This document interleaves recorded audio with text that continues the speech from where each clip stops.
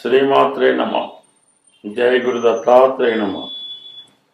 ఈ వీడియోలో మనం కన్యారాశి వారికి శ్రీ పరాభవ నామ సంవత్సర ఉగాది ఫలితాలు తెలుసుకునే ప్రయత్నంలో కన్యారాశి వారికి ఆదాయం 8, వ్యయం 11, రాజపూజ్యం అవమానం 3 సమానంగా ఉన్నాయి. అయితే వ్యయం కొంత ఎక్కువగా ఉండడం వల్ల ఈ రాశి వారు ఏదైనా ఒక శుభకార్యం, గృహ నిర్మాణం లాంటివి చేపట్టే అవకాశాలు ఉన్నాయి. అయితే కన్యారాశి వారికి మనకు ప్రధానంగా శని భగవానుడు ఈ సంవత్సరం అంతా కూడా సప్తమ స్థానంలో శని భగవానుడు సంచారం.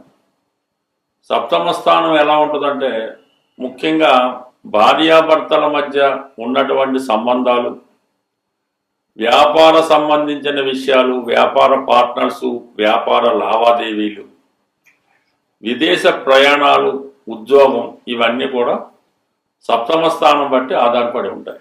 అంటే సప్తమ స్థానం అన్నది 2 కీలకమైన స్థానాలకి ప్రధానంగా ఉంటుంది.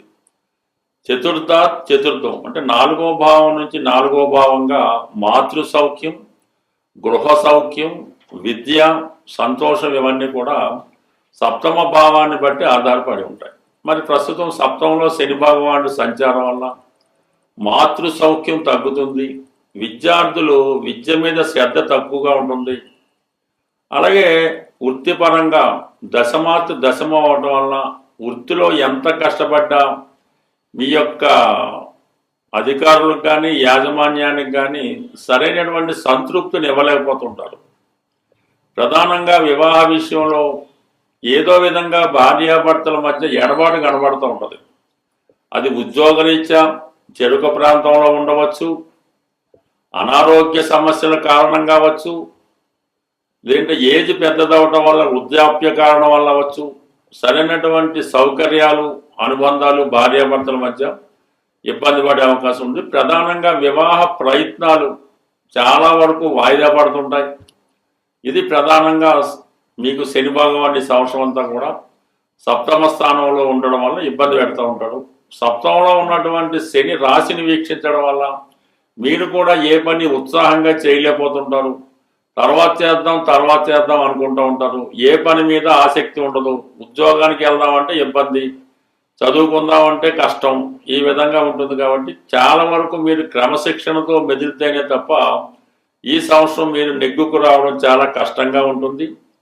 ఒక విధంగా ఈ శని భగవానుడు రాశిని వీక్షించడం వల్ల ఆరోగ్యపరంగా కొంత పెద్దవారికి అనారోగ్యపరమైన సమస్యలు కూడా వచ్చే అవకాశం ఉంది. అందువల్ల చాలా వరకు ఆరోగ్య విషయంలో జాగ్రత్త పడవలసి ఉంటుంది. చాలా సహనంతో, ఓర్పుతో వ్యవహరించవలసి ఉంటుంది ఈ రాశివారు. ఇక కేతు మీకు డిసెంబర్ 5 వరకు 12వ స్థాన సంచారం వల్ల అనవసర విషయాల మీద ఎక్కువ సమయాన్ని వెచ్చించడం, అనవసర వ్యక్తుల్ని కలుసుకొని వాళ్ళ సలహాలు తీసుకొని పాటించడం జరుగుతూ ఉంటుంది.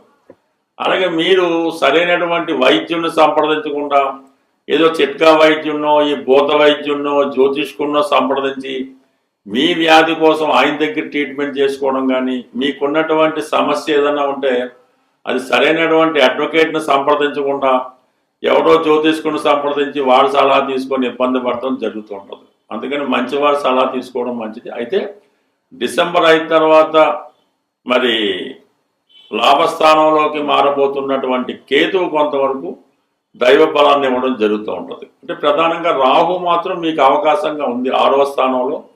ఎట్టి పరిస్థితుల్లో కూడా ఎటువంటి సమస్య వచ్చినా కూడా విజయం మీకే లభిస్తూ ఉంటుంది.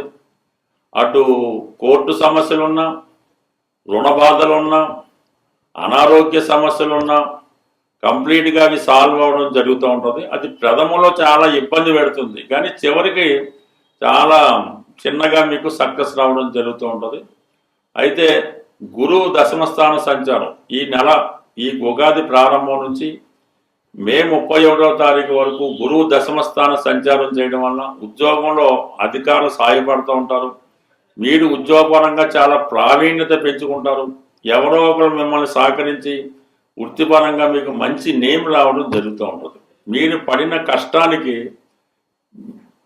జూన్ 1వ తారీఖు నుంచి అక్టోబర్ 31 మధ్యలో ఉద్యోగపరమైనటువంటి అభివృద్ధి లాంటిది రావడం జరుగుతుంది. ప్రధానంగా అది ఉద్యోగంలో ప్రమోషన్ రావడం, ఆదాయం పెరగడం, గృహ నిర్మాణం చేద్దామనే మీ ఆలోచన నెరవేరడం, మాతృ సౌఖ్యం లభిస్తుంది, స్థిరాస్తుల నుంచి ఆదాయం లభిస్తుంది, అలాగే భార్య నుంచి సహకారం ఉంటుంది. మొత్తం మీద టోటల్గా ఇప్పటి వరకు ఉన్నటువంటి సమస్యలన్నీ కూడా జూన్ 1వ తారీఖు నుంచి సంపూర్ణంగా పరిష్కారం అవ్వడం జరుగుతూ ఉంటుంది.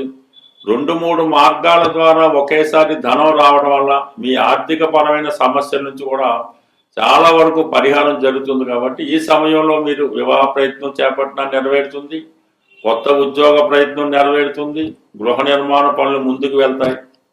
అయితే అక్టోబర్ 31 తర్వాత మళ్ళీ గురువు 12వ స్థానంలోకి రావడం వల్ల స్థానచలనం అనేది రావడం జరుగుతుంది.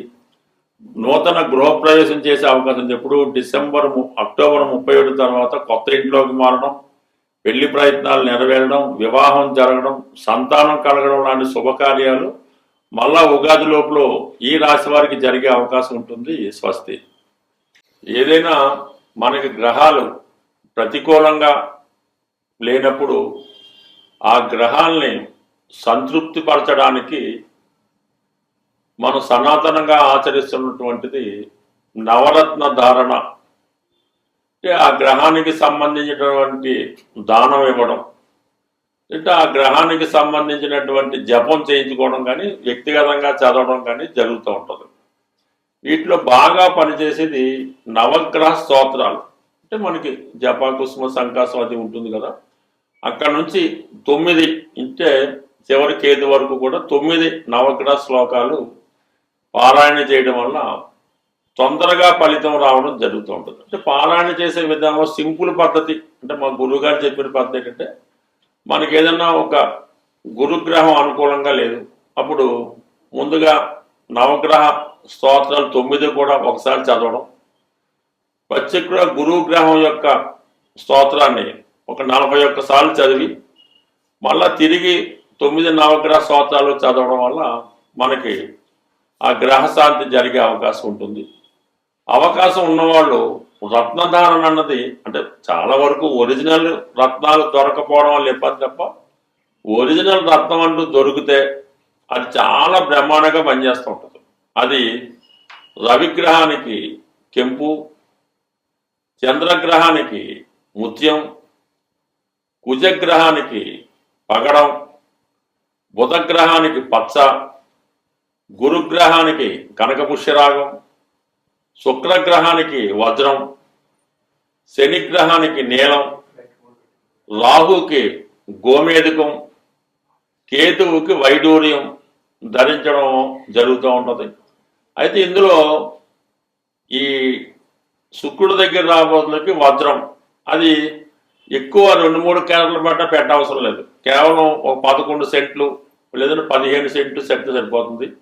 అయితే మినిమం మిగతా ఈ కెంపు కానీ పచ్చ కానీ కనకపుష్ప కానీ 1 క్యారెట్ ఉంటే 99% సరిపోతుంది.